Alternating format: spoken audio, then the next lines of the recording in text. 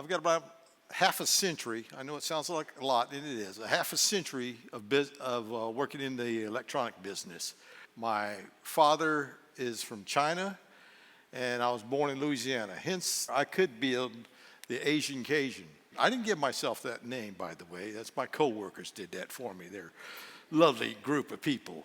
What I did before, I worked for a major computer company here in town. Then I'm since retired. I provide mentoring for the engineers, training for them.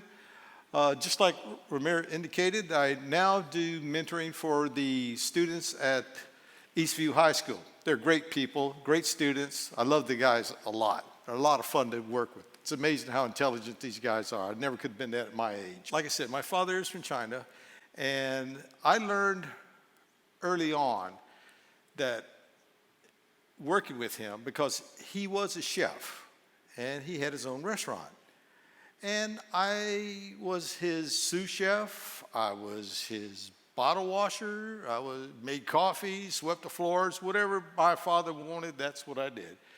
We would work about 12 to 16 hours a day. And you can imagine, you get tired of doing that a little bit. So I decided I wanted to broaden my horizons some. How can I do that? Go to college, get knowledge, be smart. But my parents couldn't afford college. I didn't know anything about loans or anything like that. So what I did is I said, wait a minute, I always wanted to be an oceanographer, swim in the ocean, study things. I'd done a lot of reading on before. So I went ahead and said, I know the Navy. And the Navy's in the water all the time. And they can provide me with the GI Bill. So I went ahead and did that. So joined the Navy. They, of course, sent me through it. I said, how smart are you? I wasn't. But they went ahead and said, all right, let's send you through the exams. Went through the exams. They said, by the way, you are qualified for all our rates and ratings. I said, good. Give me nuclear power electrical, because I figured there was a career in that.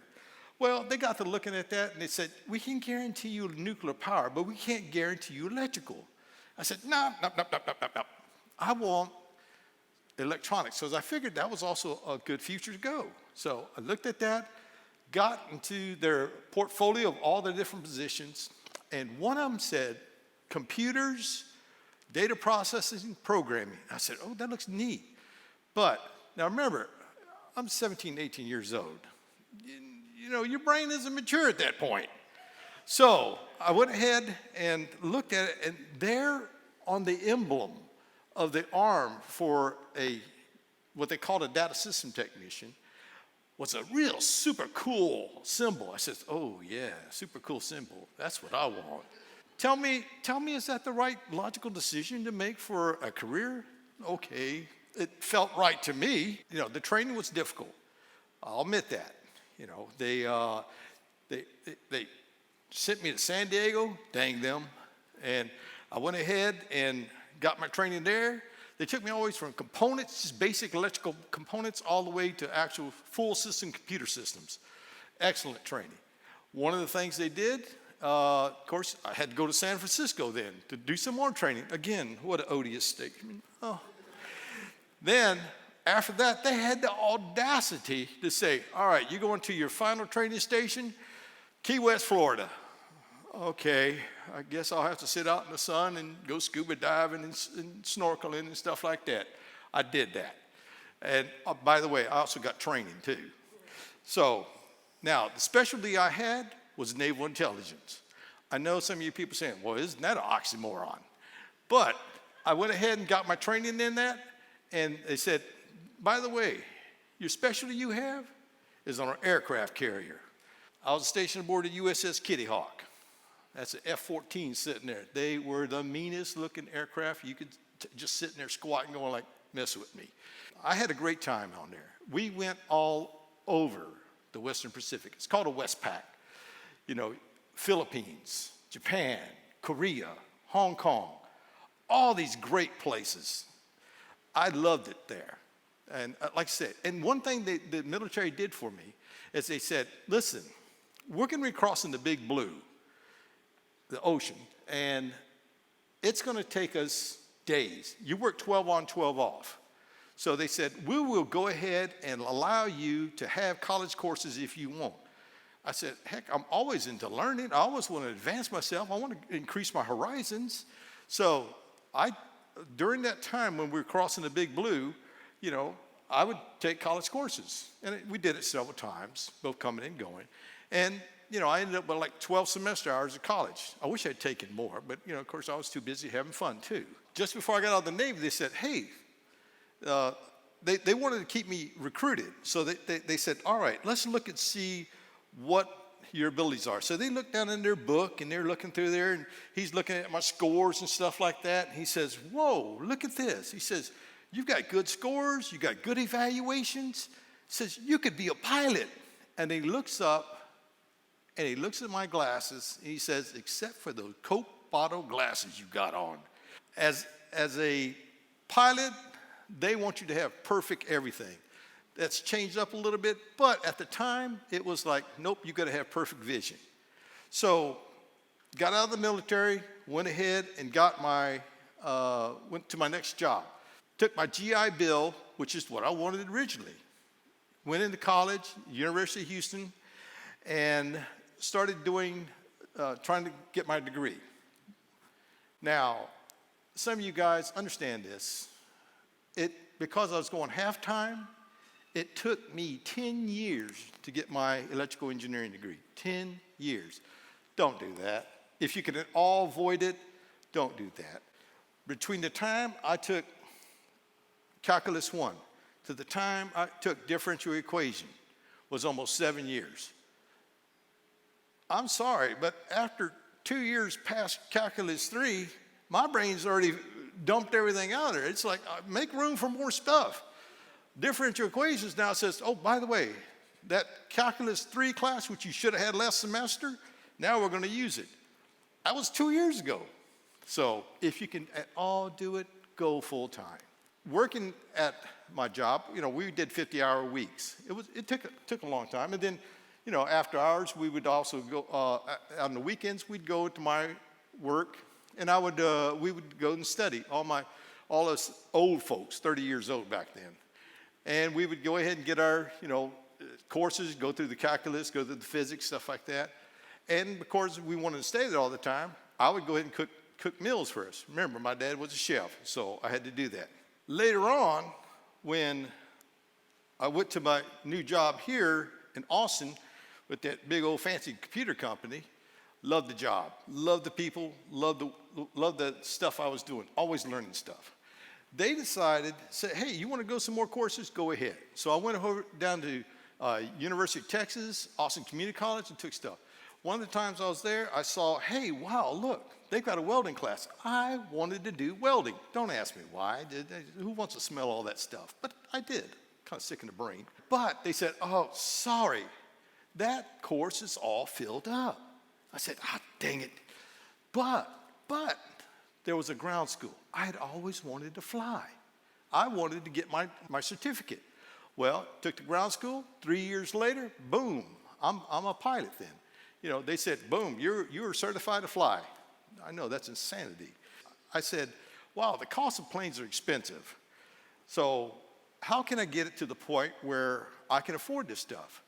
Well, turns out the Federal Aviation says, if you're crazy enough to build a plane, we'll let you. We will let you build a plane. We're not going to let you fly it unless we say it's okay. But they do that. And I was able to buy, a dear friend of mine got a kit, figured out a kit for me. A gentleman in California had the kit for 10 years, only had a small portion of the plane built, maybe less than 5%, 10 years now. And he was selling it because he said, I just can't put the time into it.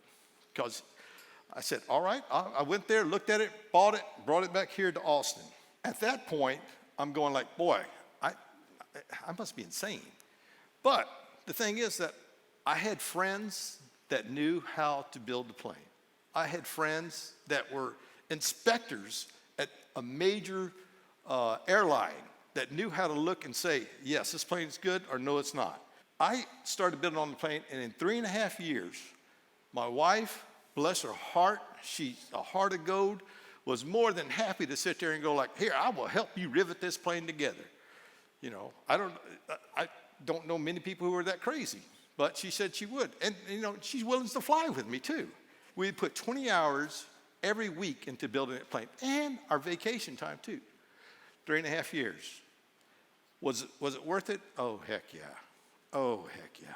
You can see all the wiring I had to do. I'm having to hug my plane to let it know I love it. The plane needs to know it's loved. The first time the plane takes off and goes up in the air, oh boy, everybody's on pins and needles.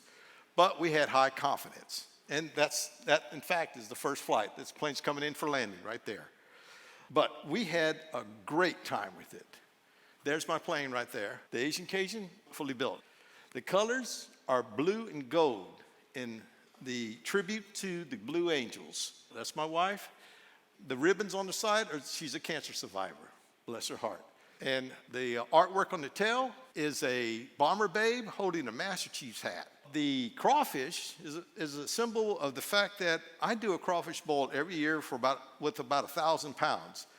All those people I was telling you about that have helped me throughout the years, this is for them. I put on a bodacious crawfish bowl, and we have a big old time, big old Cajun style. Because like I say, the Asian Cajun's got to do her thing. We've been to Oshkosh, Wisconsin, which is the biggest air show in the world. 10,000 planes fly in there in a period of less than a week. You're landing 4 planes at a time. They will tell you, land on the green dot, land on the red dot, land on the blue dot. And we're all coming in simultaneously. You have to be on your A game. And you know what? I had trained enough. All the teams I had talked to had given me that confidence to say, all right, I can do this. There are planes literally right off your wing. You're coming in. It's a great experience. With my pilot certificate, I was able also to fly in, go into Alaska and rent a plane. We flew over the Harding Ice Cap. The Harding Ice Cap, this was on a Cessna 172 airplane, and I had more confidence in my plane than I did this plane. I had a survival gear in the back. And I'm looking down, and I look down there, and I says, honey, you see those crevices down there? She said, yep. She says, those crevices can swallow this plane, and they'll never, ever find us. I probably shouldn't have told her that, you know? It's like that wasn't the brightest thing in the world. But we flew over that, and we landed perfectly fine. Some final thoughts. The Asian Cajun, what is it? It's a magical machine that allows us to go all over the place. We've been all over Texas, Louisiana, all over the place. It's a great thing to see the world, to have great fun. One of the things I want to make sure you understand is you don't want to work for the weekends. You want to work to have fun.